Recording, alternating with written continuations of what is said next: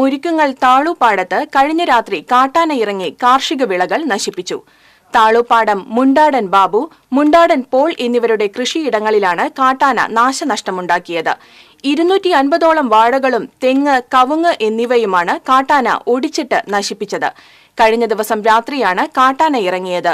പതിവായി കാട്ടാനകൾ ഇറങ്ങിയിരുന്ന പ്രദേശത്ത് വനാതിർത്തിയിൽ അധികൃതർ സോളാർ വേലി സ്ഥാപിച്ച ശേഷം കാട്ടാന ശല്യം കുറവായിരുന്നെന്നും കഴിഞ്ഞ 2 ദിവസമായി സോളാർ വേലി ശരിയായി പ്രവർത്തിക്കാത്തതാണ് ആനയിറങ്ങാൻ കാരണമായതെന്നും പഞ്ചായത്ത് അംഗം ലിൻഡോ പള്ളിപ്പറമ്പൻ പറഞ്ഞു.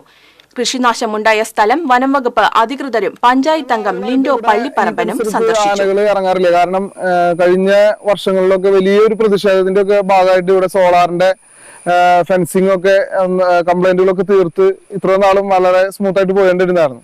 പക്ഷെ ഇപ്പോ അത് മെയിൻ്റനൻസ് ഇപ്പൊ കുറെ നാളുകളായിട്ട് അത് ആനകൾ വരാത്തതിന്റെ പേരിലൊക്കെ ആയിരിക്കാം ചിലപ്പോ ഇത് ഇപ്പൊ നിലവിൽ സോളാറിന്റെ ഫെൻസിങ്ങില് മെയിൻ്റനൻസിന്റെ ഒരു അഭാവം മൂലം ഇപ്പോ ഫെൻസിങ് വീണ്ടും തകരാറായിരിക്കുകയാണ്.